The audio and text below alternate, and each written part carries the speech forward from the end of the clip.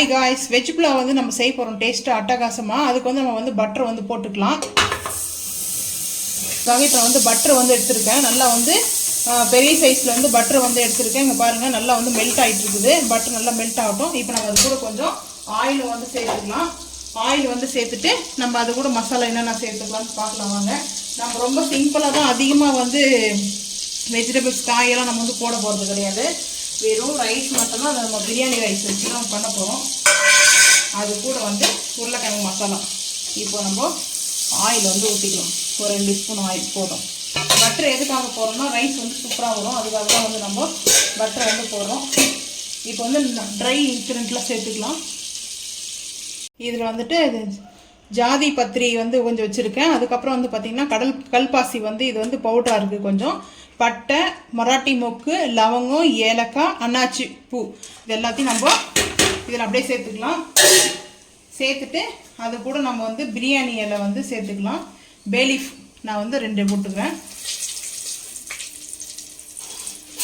2 நல்லா போட்டு நம்ம இப்போ ஆயிலில் வந்து இது நல்லா கொஞ்சம் ரோஸ்ட் பண்ணிக்கலாம். பண்ணிவிட்டு அதுக்கப்புறம் நம்ம வந்து பிரியாணிக்கு நான் வந்து இது வெஜ்ஜு வந்து நம்ம வெங்காயம் வந்து கட் பண்ணி வச்சுருக்கிறேன். இது வந்து நீட்டு வந்து சைஸ் வந்து வெங்காயம், பச்சை மிளகா, அதுக்கப்புறம் ரம்பா, இதுதான் நம்ம வந்து சேர்க்க போகிறோம். இப்போ நம்ம வந்து வெங்காயத்தை வந்து சேர்த்துக்கலாம். பிரியாணி செய்கிற மாதிரி தான். அதில் வந்து வெங்காயம் வந்து நம்ம கொஞ்சம் நல்லா கோல்டு ப்ரௌனாக போடுவோம். தக்காளி போடுவோம். இது வந்து தக்காளிலாம் சேர்க்க மாட்டோம். ஏன்னா வந்து புலாவுக்கு வந்துட்டு தக்காளி சேர்க்க மாட்டாங்க. வெஜ் புலாவில் ப்ளைன் புலாவ் நம்ம வந்து செய்கிறது ஒன்லி ரைஸ் மட்டும்தான். இப்போ நம்ம பச்சை மிளகாவும் சேர்த்துக்கலாம். பச்சை மிளகாய் சேர்த்துட்டு இது வந்துட்டு ரம்பா சேர்த்துப்போம். சேர்த்துட்டு நல்லா வந்து வதக்க நம்ம இதை நல்லா அடுப்பு வந்து ஹை பண்ணிக்கலாம். ஹை பண்ணிவிட்டு நம்ம இப்போ போட்டு இதை நல்லா வந்து ரோஸ்ட் பண்ணிக்கலாம். நான் வந்து பிரியாணி அரிசி தான் எடுத்துருக்கேன்.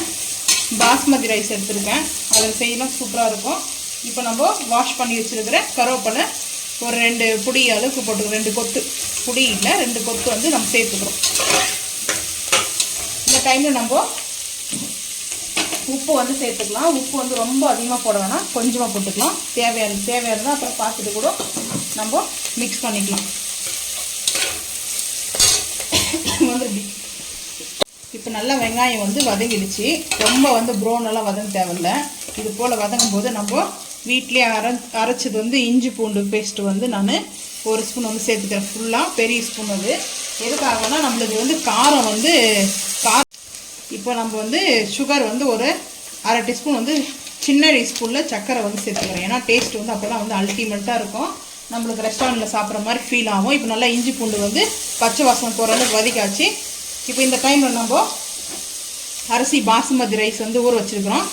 அதை நான் அப்படியே சேர்த்துக்கிறேன். இப்போ இது கூட வந்துட்டு தண்ணி வந்து நான் எடுத்துக்கிறேன். மெஷர்மெண்ட்டை வந்து பார்த்திங்கன்னா தண்ணி வந்து இந்த கப்பு தான் நான் வந்துட்டு அரிசி எடுத்தேன். 1 கப்பு, 2 கப்பு நான் வந்து தண்ணி வச்சுக்கிறேன்.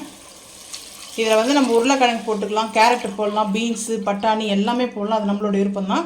நான் அந்த 2 டம்ளர் வந்து தண்ணி வச்சுருக்கேன். அவ்வளோதான். 2 விசில் மட்டும்தான் விடணும். ரொம்ப ஈஸியாக. இப்போ நம்ம வந்து உப்பு வந்து செக் பண்ணிக்கலாம். கம்மியாக இருக்கா அதிகமாக இருக்கான்னு பார்த்து, கம்மியாக இருந்துச்சுன்னா கொஞ்சம் சேர்த்துக்கலாம். அதிகமாக இருந்தால் ஒரு உருளைக்கிழங்கு இருந்தால் கட் பண்ணி போட்டுருங்க. அந்த உப்பு வந்து அதிகமாக இருக்காது, எடுத்துரும். இப்போ இந்த டைமில் நம்ம உப்பு வந்து செக் பண்ணிக்கலாம். நான் போட்டது எல்லாமே கரெக்டாக இருக்குது. அதனால் இப்போ நம்ம 2 விசில் வந்து குக்கரில் மூடி போட்டு வச்சிடலாம். காய்ஸ், நம்ம உருளைக்கிழங்கு மசாலா தான் செய்ய போகிறோம். ஹாய் ஃப்ரெண்ட்ஸ், இப்போ நம்ம வந்து உருளைக்கிழங்கு மசாலா வந்து செய்ய போகிறோம். இப்போ நம்ம இதுக்கு ஆயில் வந்து ஊற்றிக்கலாம். ஆயில் வந்து போதுமானக்கு கொஞ்சம் ஆயில் ஊற்றிக்கலாம். ரொம்ப ஆயில் வந்து வேணும்லாம் இல்லை. இது வந்து நம்ம ஈஸியாக ரொம்ப சீக்கிரமாக வந்து நம்ம இந்த மெத்தடில் வந்து சூப்பராக செய்யலாம். அட்டகாசமாக இருக்கும். டேஸ்ட்டு அல்டிமேட்டாக இருக்கும். நம்மளுக்கு வந்துட்டு பார்த்திங்கன்னா அவ்வளோ சூப்பராக இருக்கும் டேஸ்ட்டு. இப்போ அது கூட நான் வந்து கொஞ்சமாக லைட்டாக வந்து மஸ்டர்ட் ஆயில் வந்து ஊற்றிக்கிறேன். மஸ்டர்ட் ஆயில் வந்து கடுகு எண்ணெய். இது வந்து உடம்புக்கு ரொம்ப ரொம்ப நல்லது. ஸோ அதனால் வந்து சேர்த்துக்கலாம். வேணுன்றவங்க வந்து ஊற்றிக்குங்க. இது வந்து ஆப்ஷன் தான், வேணான்னா ஸ்கிப் பண்ணிங்க, அது உங்களோட விருப்பம். இப்போ நான் வந்துட்டு கடுகு வந்து சேர்த்துக்கிறேன். அடுப்பு சிம் பண்ணிடலாம். கடுகு வந்து இது எதுக்காகனா இந்த உருளைக்கிழங்கு மசாலா முழுக்க நம்ம வந்து சாம்பார் பொடி வச்சு தான் நம்ம செய்கிறோம். இப்போ வந்து கடுகு வந்து நான் ஒரு சின்ன ஸ்பூனில் வந்து ஒரு 3/4 ஸ்பூன் வந்து சேர்த்துக்கிட்டேன். அடுத்து வந்து நம்ம சின்ன வெங்காயம் வந்து கட் பண்ணி வச்சுருக்கோம். பொடி வெங்காயம், இது சின்ன வெங்காயம் பொடிசாக இதை நான் கட் பண்ணி வச்சுருக்கேன். இதை நம்ம அப்படியே ஆயிலில் வந்து சேர்த்துக்கலாம். சேர்த்துட்டு நம்ம நல்லா இப்போதை ரோஸ்ட் பண்ணிக்கலாம். இப்போ வந்து பாருங்கள், இந்த கடுகு எண்ணெயோட ஸ்மெல்லு வரும், அந்த கலரும் கொஞ்சம் வந்து மாறும், எல்லோ கலரில் ஒரு லைட் எல்லோவாக வரும். கடுகு எண்ணெய் வந்துட்டு மஸ்டர்ட் ஆயில் வந்து நம்மளுக்கு வேணுன்றவங்க வந்து சேர்த்துக்குங்க. இது வந்து ஹெல்த்துக்கு நல்லதுனால நான் சேர்த்துக்கிறேன். இப்போ நம்ம அடுப்பை வந்து ஹை பண்ணிடலாம். நான் வந்து இங்கே உருளைக்கிழங்கு வந்து வேக வச்சுருக்கேன். உருளைக்கிழங்கு இது ஒரு 1/2 கிலோ கொஞ்சம் கூட இருக்கும். உருளைக்கிழங்கு வந்து நான் வந்து வேக வச்சு நல்லா உப்பு போட்டு நல்லா தோல் சீவிட்டு உப்பு போட்டு ஒரு 2 விசில் வந்து வச்சு வேக வச்சு எடுத்துருக்கேன். ஒரு விசிலே கூட வச்சுருக்கலாம். நான் 2 விசில் ஆகிடுச்சு. அதுக்கப்புறம் உடனே நம்ம குக்கர் ஓப்பன் பண்ணிவிட்டு இந்த போல் நம்ம எடுத்து வாஷ் பண்ணிட்டு ஆற வச்சுக்கணும். இப்போ நல்லா வந்துட்டு வெங்காயம் வந்து பாருங்கள் நல்லா வந்து ரோஸ்ட் ஆகுது. வெங்காயம் ரோஸ்ட் ஆகும்போதே நம்ம வந்து பச்சை மிளகா வந்து சேர்த்துக்கணும். நான் பச்சை மிளகா வந்து கொஞ்சம் லைட்டாக வந்து வச்சுருக்கேன். இந்த பச்சை மிளகா வந்து பொடிசாக கட் பண்ணியிருக்கேன். ஏன்னா மேலே வந்து கொஞ்சம் லைட்டாக வந்து பச்சை மிளகா போட்டால் நல்லா இருக்குன்றதுக்காக. வேணான்னா ஸ்கிப் பண்ணிங்க, காஞ்ச மிளகா கூட போடலாம்.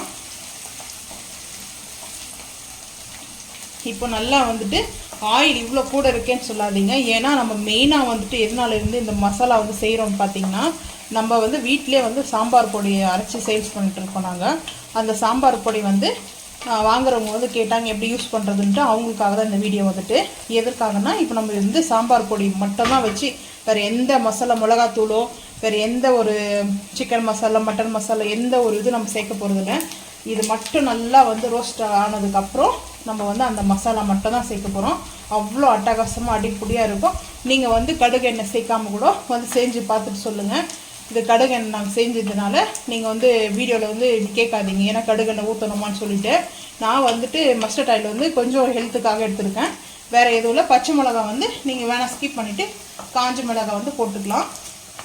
இப்போது நம்ம இந்த டைமில் வந்து நம்ம கருவேப்பிலை வந்து நான் கொஞ்சம் எடுத்துருக்கேன். இதை நம்ம அடுப்பு சிம் பண்ணிடலாம் போடும்போது, ஏன்னா படப்படம் வெடிக்கும். அதனால் லைட்டாக வந்து சிம் பண்ணிவிட்டு தான் நம்ம இதை பண்ணோம்.